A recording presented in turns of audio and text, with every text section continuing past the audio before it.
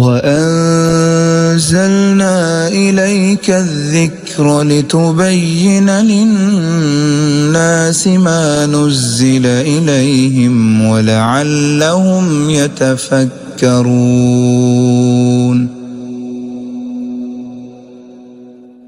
نحمده ونصلي ونسلم على رسوله الكريم وأشهد أن لا إله إلا الله وحده لا شريك له وأشهد أن محمدا عبده ورسوله أما بعد۔ آج ہم انشاءاللہ تعالی باقاعدہ قرآن مجید کا آغاز کر رہے ہیں سورۃ الفاتحہ سے۔ اللہ تعالیٰ سے دعا ہے کہ جیسے آج ہم آغاز کر رہے ہیں، اللہ تعالیٰ ایک دن ہمیں انشاءاللہ اس کو پورا کرنے کی توفیق عطا فرمائے گا انشاءاللہ تعالیٰ۔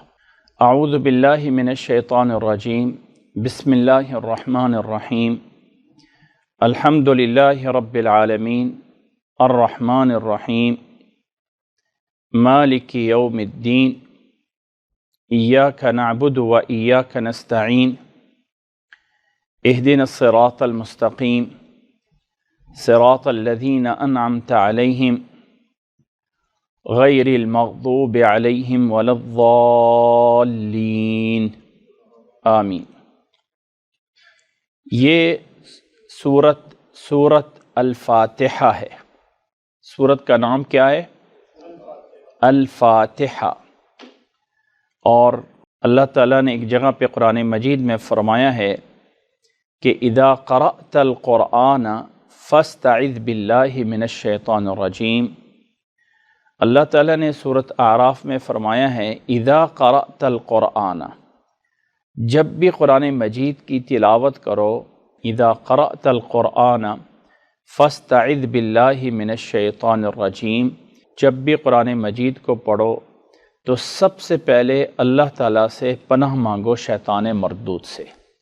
تو اس کی مناسبت سے سب سے پہلے ہم آغاز کر رہے ہیں اعوذ باللہ من الشیطان الرجیم سے۔ تو اعوذ باللہ من الشیطان الرجیم کا ہم معنی جانیں گے، پھر ہم بسم اللہ کا معنی جانیں گے، اور پھر ہم سورت کا آغاز کریں گے۔ تو سب سے پہلے جو اعوذ باللہ من الشیطان الرجیم ہے، یہ ہمیں دعا سکھائی ہے کہ تلاوت سے پہلے اس کو پڑھا جائے۔ اب یہ اعوذ باللہ من الشیطان الرجیم کا ایک نام ہے اور اسے کہا جاتا ہے تعوذ۔ تعوذ کا معنی ہے پناہ مانگنا۔ اصل یہ ہے کہ انسان کسی جگہ سے، کسی شخصیت سے جا کے اپنے لیے کوئی نہ کوئی حفاظت کے انتظامات مانگتا ہے کہ مجھے محفوظ کر دیا جائے اور فلاں چیز سے مجھے بچا دیا جائے، تو اسے کہا جاتا ہے پناہ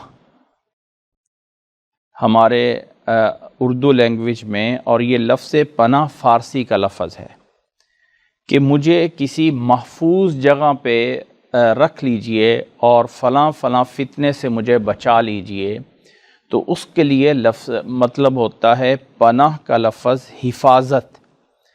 تو اللہ تعالیٰ نے قرآن مجید پڑھنے سے پہلے ہمیں اس چیز کا پابند فرمایا ہے کہ شیطان سے بچنے کی اللہ تعالیٰ سے دعا کر لو، تاکہ آگے جو کام کرنا ہے اس میں شیطان اپنا کوئی حصہ نہ ڈالے۔ ویسے انسان کو ہر کام سے پہلے جو ہے، یا کوئی بھی انسان ایسا کام کرتا ہے تو انسان کو چاہیے کہ انسان یہی دعا کرتا رہے کہ اے اللہ مجھے شیطان سے بچا لے۔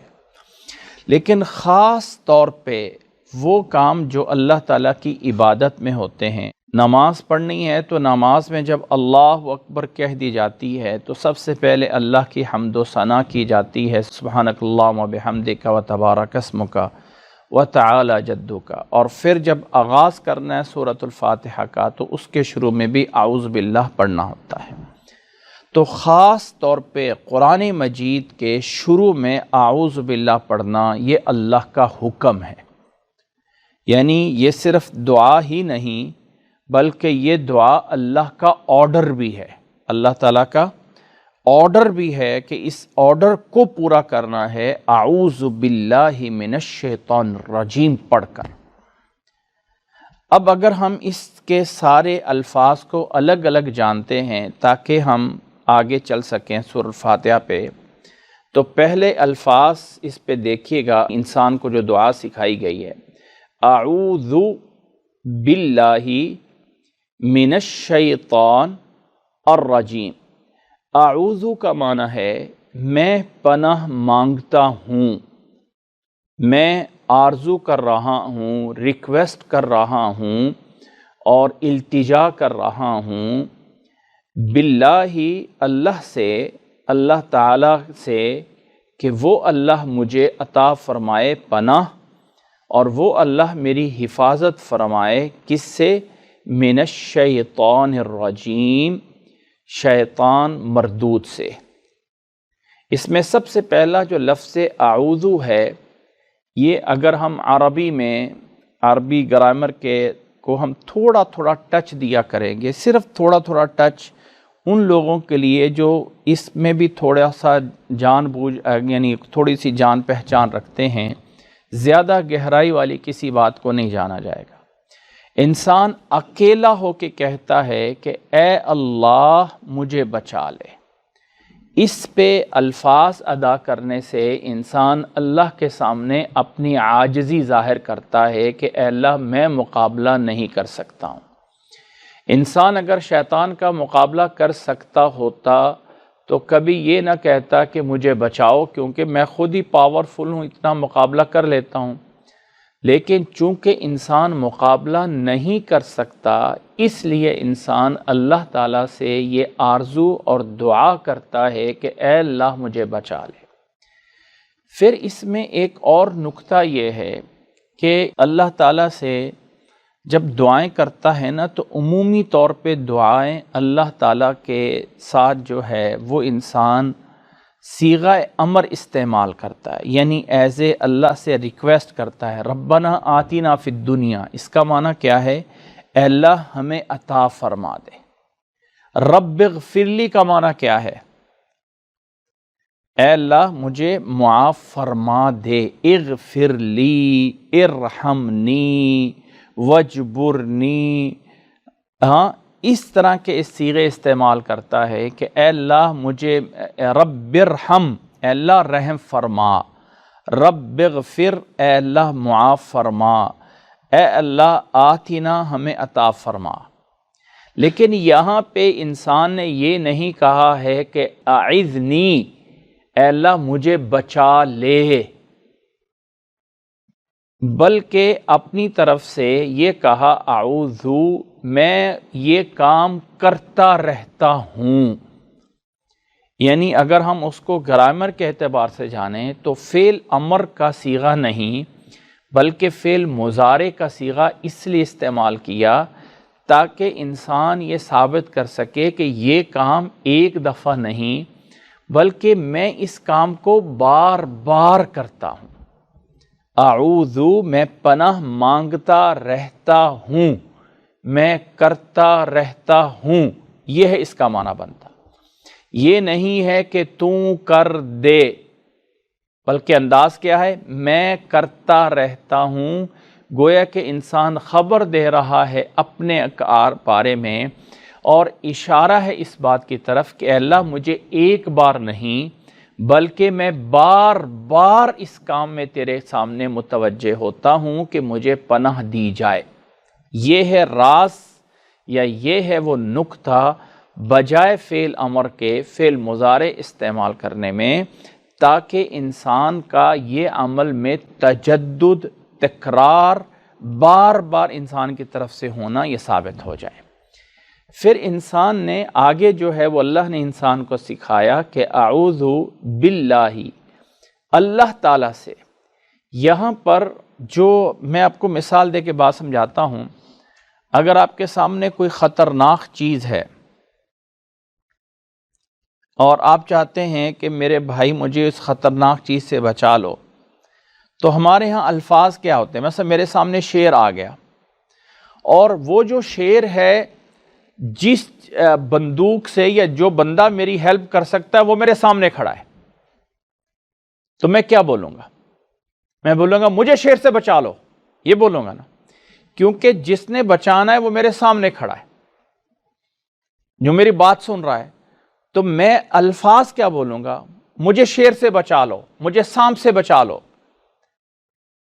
تو سانپ، شیر، خطرہ فسٹ میں آئے گا، اور انسان جس چیز سے مخاطب ہو رہا ہے وہ سامنے خود ہی موجود ہوگا۔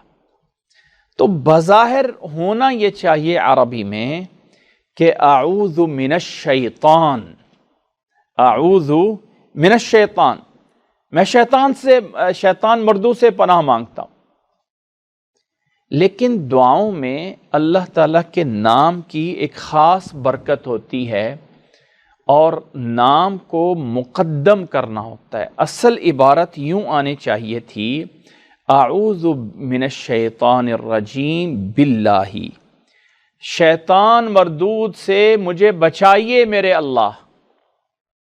آپ یوں سمجھ لیں، جب ہم کسی کو مخاطب کرتے ہیں تو خطرہ اگر سامنے موجود ہو تو ڈائریکٹ خطرے کا نام لیا جاتا ہے، لیکن عام روٹین میں عربی زبان میں اس لفظ جس کی جگہ بعد میں تھی اس کو شروع میں اس لیے لایا گیا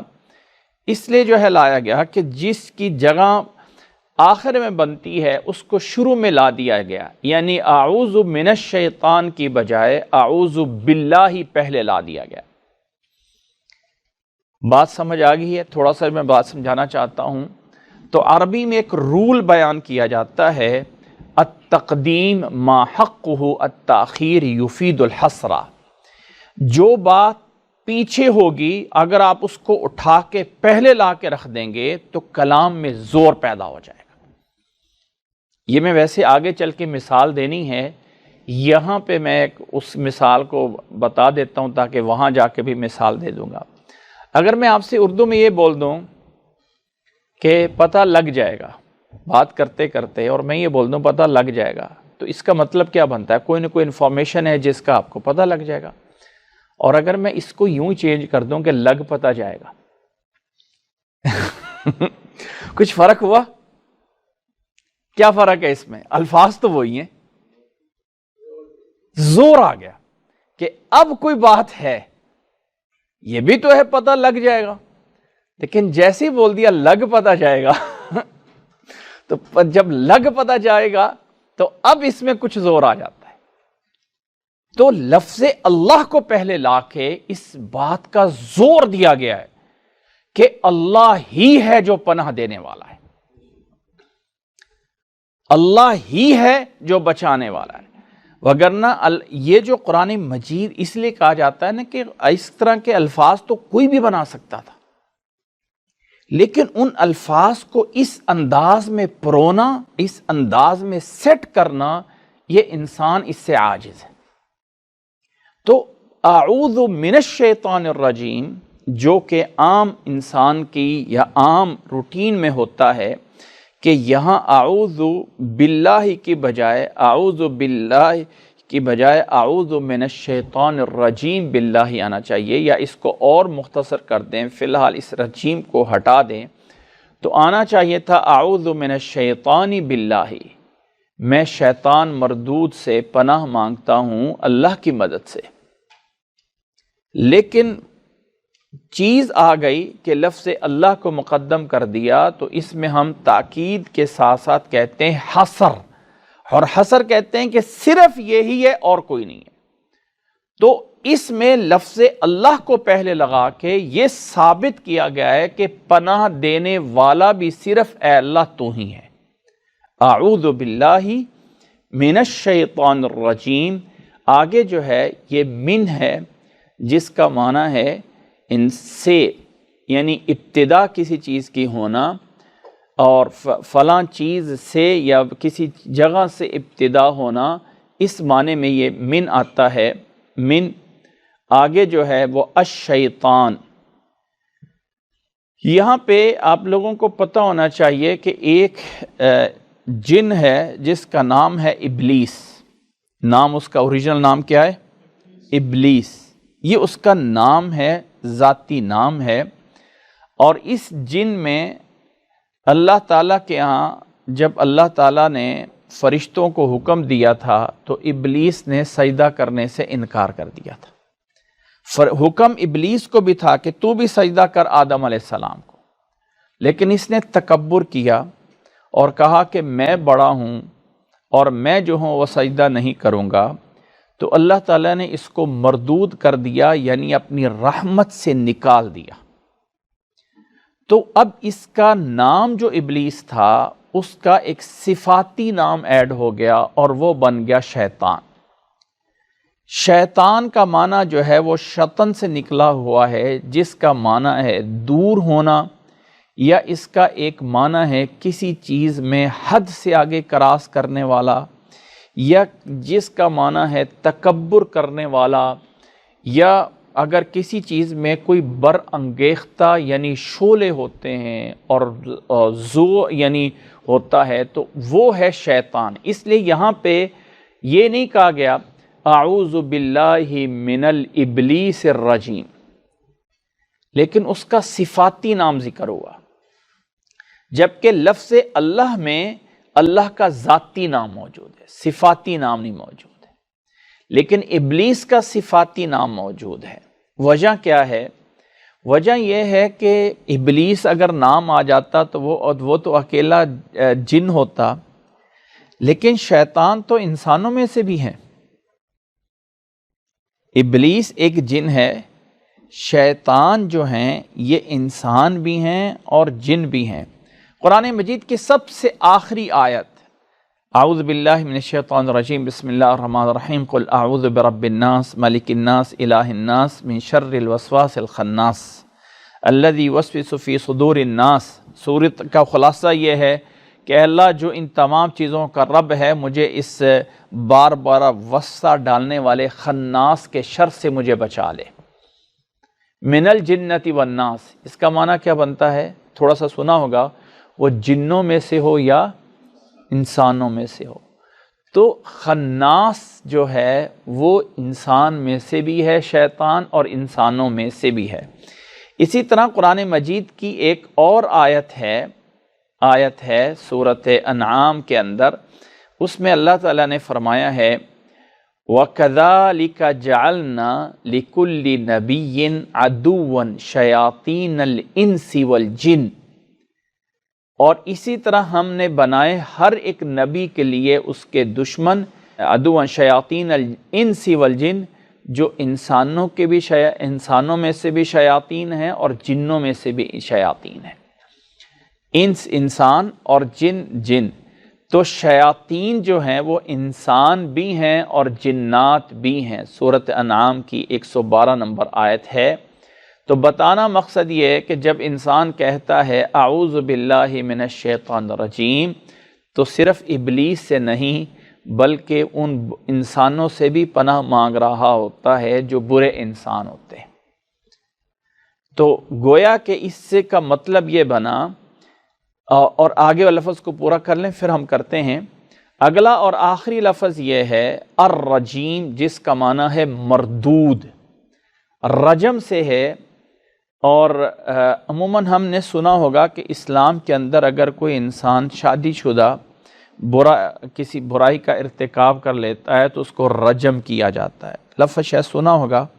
رجم کیا ہوتا ہے کہ پتھروں سے مارا جاتا ہے اور پتھروں سے اس کو جو ہے وہ مار دیا جاتا ہے، تو پتھروں کا مارنا رجم کہلاتا ہے۔ تو شیطان مردود رجیم ہے، اور پتھروں سے اس لیے مارا جاتا ہے کہ اس کو مار مار کے دور کر دیا جاتا ہے، اس کو جو ہے وہ یعنی مار دیا جاتا ہے، گویا کہ زندگی سے دور کر دیا جاتا ہے۔ اور شیطان رجیم اس لیے ہے کہ یہ اللہ کی رحمت سے دور ہے اور اسے کوٹ کوٹ کے رحمت سے نکال دیا گیا ہے، اس لیے یہ رجیم ہے۔ باقی رہا اللہ تعالیٰ کی حکمت یہ ہے کہ اللہ نے اس کو زندگی دی ہے، اللہ تعالیٰ نے اس کو مہلت دی ہے، اللہ نے اس کو ٹائم پیریڈ دیا ہے اور انسانوں کی آزمائش کے لیے بنایا ہے۔ یہ چیز انشاءاللہ بعد میں آئے گی۔ ابھی فی الحال یہ ہے اعوذ، میں بار بار پناہ مانگتا ہوں۔ لفظ بار بار کا ترجمہ میں نے کس چیز سے لیا ہے؟ لفظ اعوذ کا فعل مضارع ہونے کی وجہ، یعنی ایسا ورب ایک ایسا لفظ جس میں اپنی خبر دی جا رہی، میں پناہ مانگتا رہتا ہوں، جو اس کا پورا ترجمہ بنتا ہے، میں پناہ مانگتا رہتا ہوں اللہ، صرف اللہ سے۔ یہ لفظ صرف میں نے کہاں سے نکالا ہے؟ لفظ اللہ کا شروع میں آنے سے۔ صرف اللہ کا معنی اس سے نکالا کہ بجائے اینڈ پہ آنے سے لفظ اللہ شروع میں لایا گیا۔ میں بار بار پناہ مانگتا ہوں صرف اللہ تعالیٰ سے، اللہ تعالیٰ کی مدد سے، من الشیطان الرجیم، شیطان مردود سے۔ اب شیطان مردود کی کس چیز سے پناہ مانگتا ہوں؟ شیطان مردود کی کس چیز سے پناہ مانگتا ہوں؟ یعنی اس کے شر سے، اس کے وسوسے سے، اس کے فتنے سے، اس کے مارنے سے کوئی چیز ذکر نہیں کی گئی۔ کیوں نہیں ذکر کی؟ تاکہ عموم ہو جائے، اس کی سب چیزوں سے پناہ مانگتا ہوں۔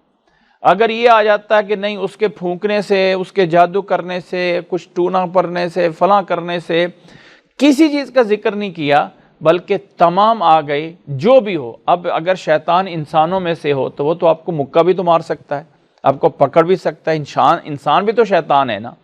تو اس کی کس چیز سے بچنا ہے اس لیے ذکر نہیں ہوا کہ تمام چیزوں کو شامل ہو جائے۔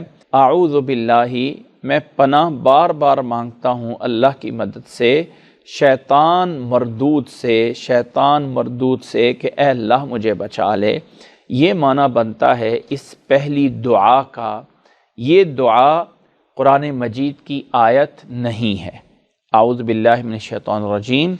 یہ دعا ہے جو اللہ تعالیٰ نے پڑھنے کا حکم دیا ہے، لیکن سیم ان الفاظ میں کہ اعوذ باللہ من الشیطان الرجیم، یہ والے الفاظ اسی ترتیب کے ساتھ کیا قرآن مجید میں کہیں موجود ہیں؟ تو نہیں، لیکن اللہ کے نبی صلی اللہ علیہ وسلم کی احادیث میں موجود ہیں کہ آپ صلی اللہ علیہ وسلم نے سکھایا ہے اعوذ باللہ من الشیطان الرجیم۔ اللہ کے نبی صلی اللہ علیہ وسلم کی احادیث میں یہ اعوذ باللہ 3 طرح سے آیا ہے۔ مختصر یہ ہے اعوذ باللہ من الشیطان الرجیم، تھوڑا سا لمبا یہ ہے اعوذ باللہ السمیع العلیم من الشیطان الرجیم۔ لفظ سمیع علیم کا اضافہ ہے حضرت عائشہ کی روایت، جسے امام ترمذی نے روایت کیا ہے۔ اور تیسرا یہ ہے اعوذ باللہ السمیع العلیم من الشیطان الرجیم من ہمزہ ونفخہ ونفثہ۔ اعوذ باللہ من الشیطان الرجیم ایک ورڈ کافی ہے۔ اگر اس میں اور تاکید چاہیے، اعوذ باللہ السمیع العلیم من الشیطان الرجیم۔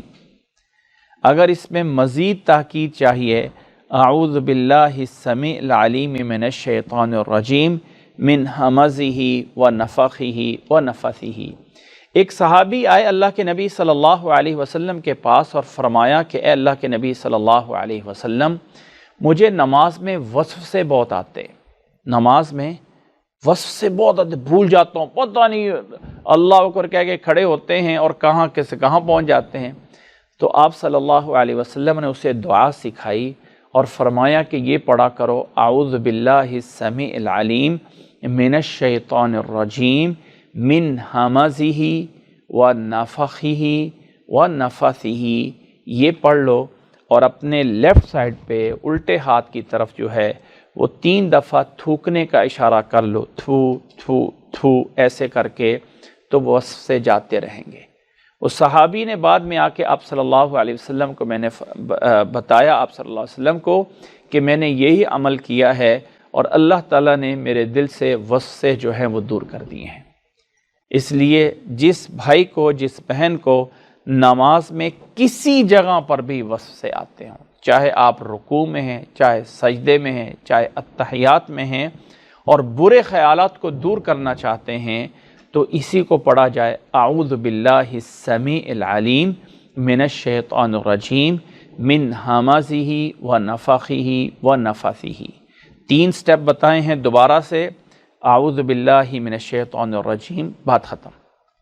دوسرا سٹیپ اعوذ باللہ السمیع العلیم من الشیطان الرجیم، اور تیسرا سٹیپ اعوذ باللہ السمیع العلیم من الشیطان الرجیم من ہمزہ ونفخہ ونفثہ۔ الغرض، جو احادیث میں نماز میں پڑھنے کے لیے تعوذ آیا، آپ نے تلاوت کرنی اعوذ باللہ پڑھنے کافی ہے، لیکن صحیح بات یہ ہے کہ نماز کے اندر جو سورۃ الفاتحہ پہلی رکعت میں شروع کرنی ہے، اس میں جو تعوذ موجود ہے وہ ان تین الفاظ کے بغیر نہیں ہے۔ اعوذ باللہ السمیع العلیم من الشیطان الرجیم من ہمزہ ونفخہ ونفثہ۔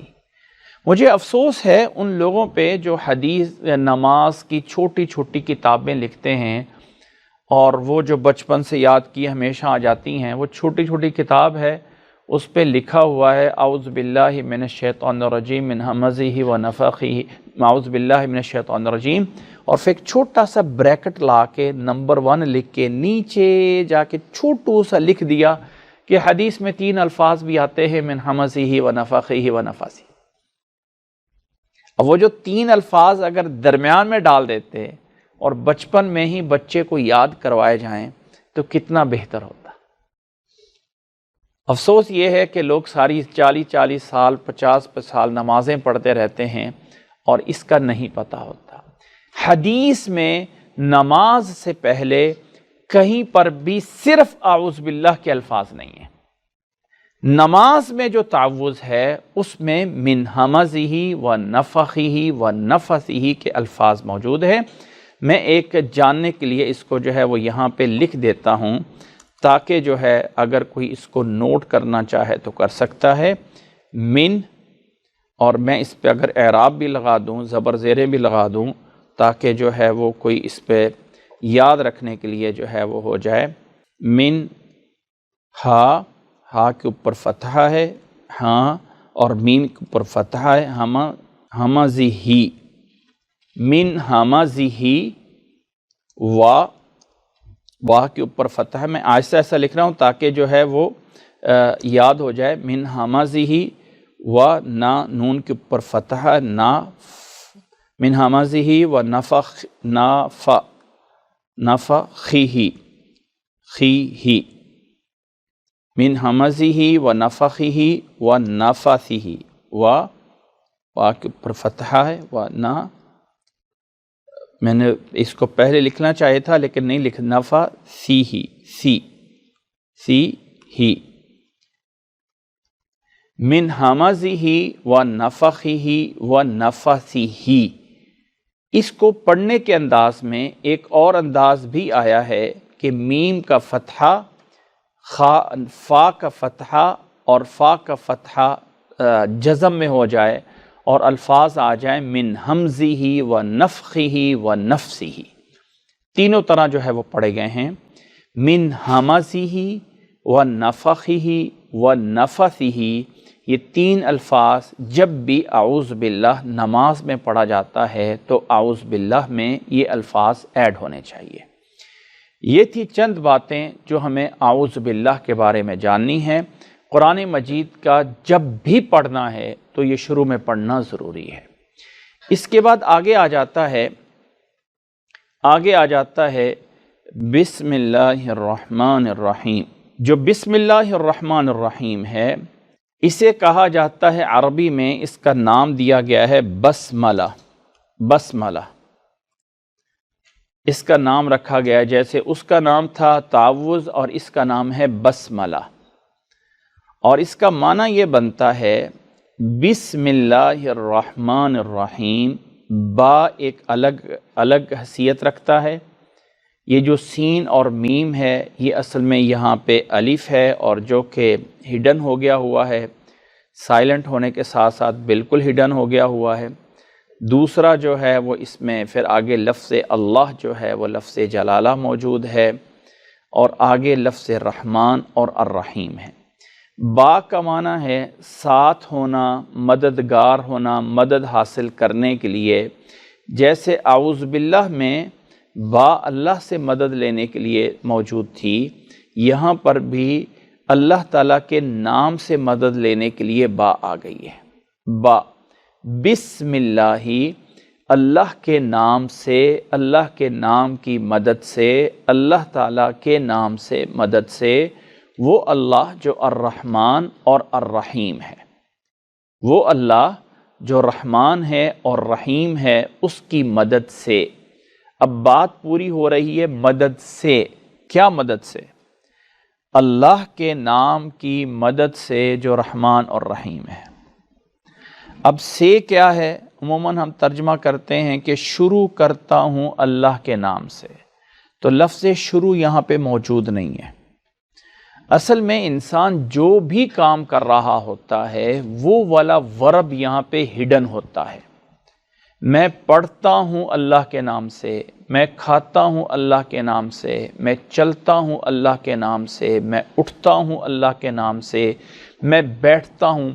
اٹھنا، بیٹھنا، چلنا، پھرنا، لینا، دینا، جو بھی کام ہے اس کام کو یہ نہیں بتایا گیا کہ کون سا کام، تاکہ سارے کاموں کے لیے ہو جائے بسم اللہ۔ میرا بولنا اللہ کے نام سے، میرا چلنا اللہ کے نام سے، میرا اٹھنا اللہ کے نام سے، اور میرا جو ہے وہ لینا دینا، تمام چیزیں جو ورب ہے وہ والا، وہ یہاں پہ ہڈن ہے۔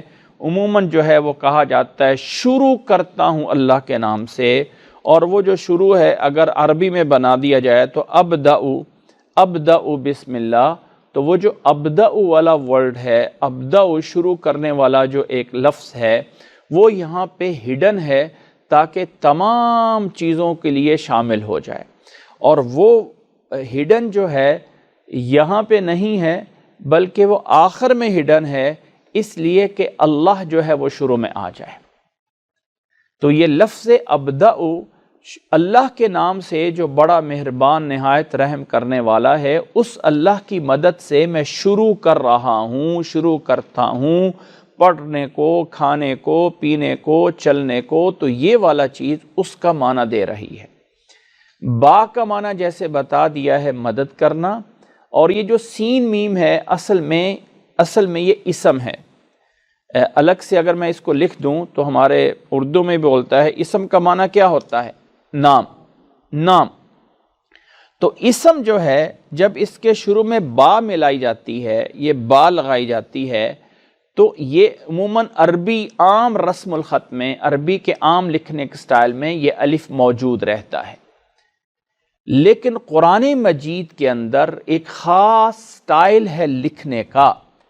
اس خاص سٹائل کے اندر جو رسم عثمانی، حضرت عثمان رضی اللہ تعالیٰ عنہ کے دور سے جب قرآن مجید لکھا گیا تھا، تو اس کے جو لکھنے کا سٹائل ہے وہ موجود اسی طرح رکھا گیا، اور اس میں یہ الف جو ہے اس الف کو لکھنے میں نہیں آتا ہے، ذہن میں موجود ہوتا ہے، اور با کو سین سے ملا دیا جاتا ہے بسم اللہ۔ تو یہ اسم کا جو الف ہے یہ جو ہے وہ یعنی موجود نہیں ہے لیکن ذہن میں ہوتا ہے۔ تو با کا معنی ہے مدد، اسم کا معنی ہے نام، اسم کا معنی کیا ہے؟ نام، اور اللہ، لفظ اللہ تعالیٰ کی ذات ہے، اللہ کے نام کی مدد سے۔ اب یہاں پہ دو باتیں ہیں کہ مدد تو اللہ سے لی جاتی ہے، اللہ کے نام سے بھی مدد لی جاتی ہے۔ اللہ کی ذات سے مدد مانگنی ہے یا اللہ کے نام سے مدد مانگنی ہے؟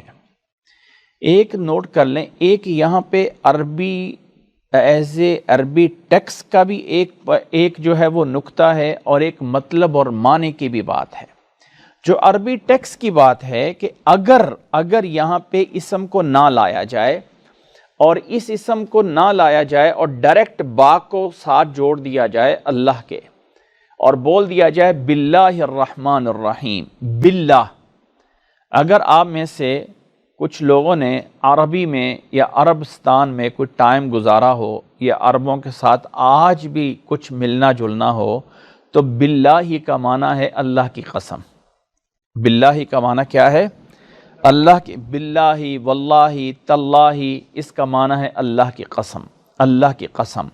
اب انسان باللہ الرحمن الرحیم میں قسم نہیں اٹھانا چاہتا بلکہ اللہ سے مدد لینا چاہتا ہے، تو وہ با جو قسم کا معنی دیتی ہے اس کا معنی ظاہر کرنے کے لیے لفظ اسم کو لایا جاتا ہے۔ لفظ اسم کو جو ہے لایا جاتا ہے، وہ جو ہے با کا معنی یہاں پہ قسم والا نہیں ہے، بلکہ با کا معنی یہاں پہ مدد والا ہے۔ اس چیز کو پورا کرنے، اگر درمیان میں اسم کو ہٹا دیا جائے تو عربی زبان میں معنی یہ بن جاتا ہے کہ میں اللہ کی قسم اٹھاتا ہوں۔ تو قسم اٹھانا یہاں مقصد ہی نہیں ہے، باللہ تاللہ واللہ، اللہ کی قسم، باللہ اللہ کی قسم۔ تو قسم کے معنی سے ہٹ کر اللہ کی مدد والا معنی تب پورا ہو سکتا ہے کہ با میں اور لفظ اللہ میں فاصلہ بنایا جائے، اور اس فاصلے بنانے کے لیے جو اللہ تعالیٰ نے یہاں پہ ہمیں سکھانے کے لیے جو لفظ استعمال کیا وہ اسم ہے، نمبر 1۔ دوسرا نقطہ یہ ہے کہ اللہ تعالیٰ کے نام، اللہ تعالیٰ کی ذات، اللہ تعالیٰ کی صفات، یہ تمام اللہ کی ہی چیزیں ہیں۔ اللہ کے نام سے بھی مدد مانگ سکتے ہیں، اللہ کے صفات سے بھی مدد مانگ سکتے ہیں، اللہ کی ذات سے بھی مدد مانگ سکتے ہیں۔ اللہ کا نام اللہ کی ذات سے الگ چیز نہیں ہے۔ اسم اور مسمى اللہ تعالیٰ کی ذات میں الگ نہیں ہے۔ اسم اور مسمى یعنی نام اور ذات، یہ دو چیزیں الگ، دنیا کے اندر عام جگہوں پہ جو ہے وہ نام اور چیزیں جو ہیں وہ الگ الگ ہوتی ہیں۔ اگر ایک چیز کا نام ہے، مثال کے طور پہ جو چیز جلاتی ہے اس کا کیا نام ہے؟ آگ۔ میں یہاں پہ لکھ دیتا ہوں مثال کے طور پہ ایک بات کو سمجھانے کے لیے، عربی میں لکھ دیتا ہوں نار۔ نار کا معنی بھی آگ ہی ہے۔ نار کا معنی کیا ہے؟ آگ۔ اچھا، اب میں اگر اس کو ٹچ کرتا ہوں تو میرا ہاتھ جلتا ہے؟ میں اس کو جو ہے وہ بتا رہا ہوں دکھانے کے لیے کہ اگر میں اس کو ٹچ کروں گا تو میرا ہاتھ جل رہا ہے، کیوں نہیں جل رہا؟ تو یہ تو آگ ہے، ہاتھ کیوں نہیں جل رہا؟ اس کا مطلب یہ نام الگ سے ہے اور آگ الگ سے ہے۔ بات سمجھیے؟ اب میں نے نار لکھا ہے تو میں اس کو ٹچ کروں، میرا ہاتھ تو نہیں نہ جل رہا، نہیں جل رہا، اس کا مطلب یہ الگ سے ہے اور اصل آگ الگ سے ہے۔ تو دنیا کے اندر اشیاء اور چیزیں اپنی ہوتی ہیں اور ان کا نام ایک الگ سے ہوتا ہے، لیکن اللہ کی ذات میں اللہ کا نام، اللہ تعالیٰ کا ذات، اللہ کی صفات، سب یہ چیزیں اللہ تعالیٰ کا جو ہیں وہ حصہ ہیں، اور اللہ کی وہ ذات، ان تمام اللہ اپنے اسماء حسنہ کے ساتھ، اللہ تعالیٰ اپنی صفات حسنہ کے ساتھ ہر کمال سے متصف ہے۔ اللہ کی ذات ہی کا اللہ کا نام ہے، الگ سے نہیں ہے۔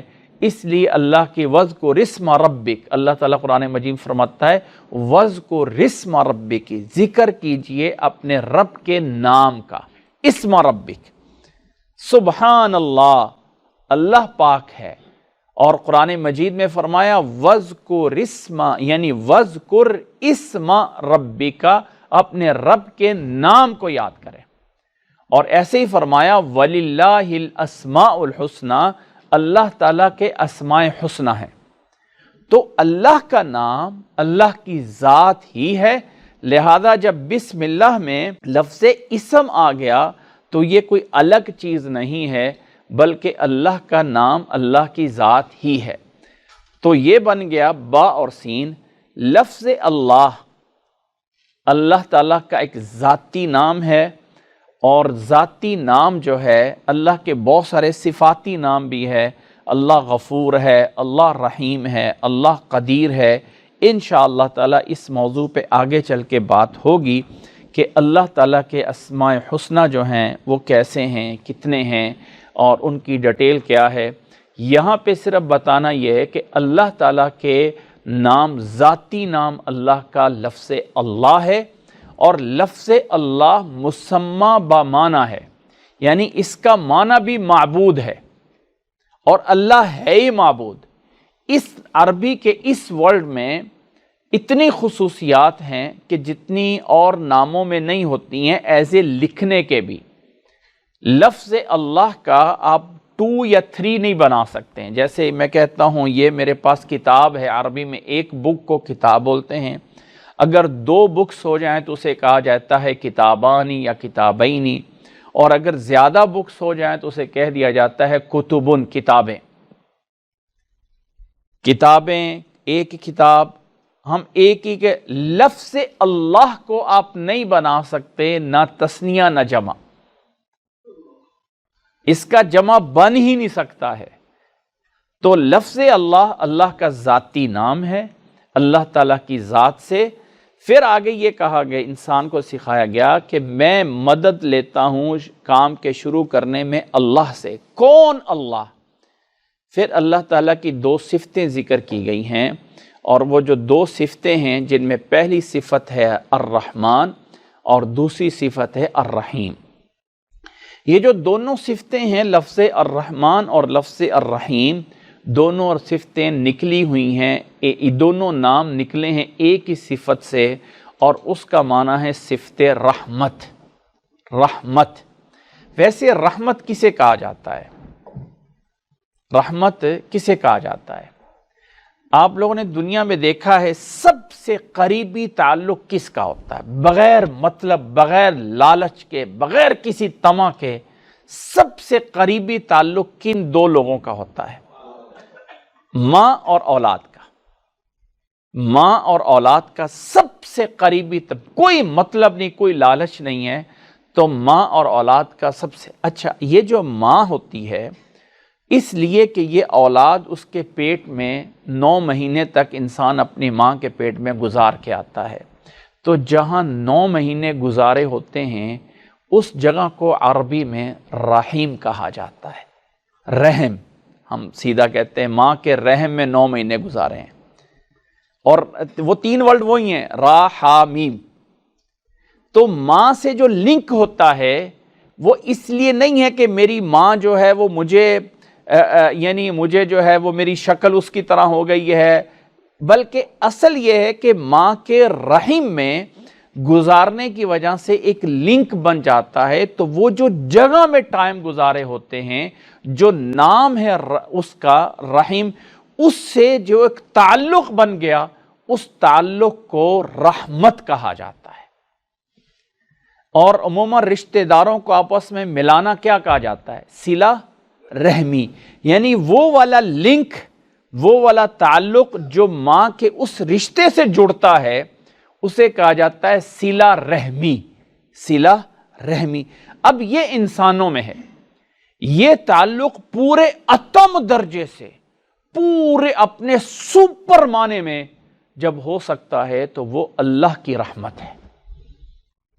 یعنی لفظ رحیم بنیادی طور پہ ماں کے رحم سے لیا گیا ہے، اور اس رحم کا اولاد سے جو تعلق ہوتا ہے، اس سے پھر جو کردار جنم لیتا ہے ماں میں اور اولاد میں، وہ جو صلہ رحمی ہوتی ہے، وہ والی رحمت اگر پورے اتم درجے اور معنی میں ہو جائے تو وہ اللہ کی ذات میں موجود ہے۔ ضمناً بتا دوں، اس میں کوئی شک نہیں کہ اللہ کی رحمت لامحدود ہے۔ یہ جو حدیث عموماً مشہور ہے کہ اللہ 70 ماؤں سے بھی زیادہ پیار کرتا ہے، یہ والے الفاظ نبی صلی اللہ علیہ وسلم نے نہیں فرمائے۔ 70 میں بھی کیوں قید کیا جاتا ہے؟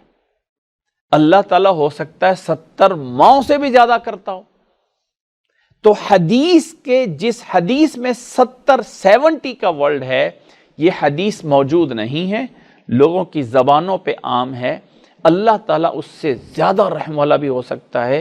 ہاں، جو حدیث میں الفاظ ہیں کہ اللہ تعالیٰ کی رحمت 100 اس کے حصے کیے گئے، اور ایک حصے کو دنیا میں بھیجا گیا ہے، جس سے انسان، کائنات کی چیزیں ایک دوسرے کے ساتھ لنک اور محبت کرتی ہیں، اور اللہ تعالیٰ کی رحمت کے جو 99 حصے ہیں وہ اللہ نے جنت میں رکھے ہیں۔ یہ تو موجود ہے، لیکن 70 ماؤں والی حدیث قرآن میں یا حدیث میں موجود نہیں ہے، اس لیے ہمیں اپنی اصلاح کرنی چاہیے۔ یہ بہت ساری چیزیں سوشل میڈیا سے ہمارے دماغوں میں آئی ہوئی ہیں، اللہ کے نبی صلی اللہ علیہ وسلم سے ایسی کوئی حدیث موجود نہیں ہے۔ بہرحال واپس آتے ہیں آیت کی طرف۔ بسم اللہ الرحمن الرحیم، یہ معنی ہے رحمت کا۔ اب اس رحمت سے جو دو ورڈ لیے گئے ہیں، ایک لفظ ہے الرحمن اور ایک ہے الرحیم، دونوں کا معنی ہے رحمت کرنے والا بہت زیادہ۔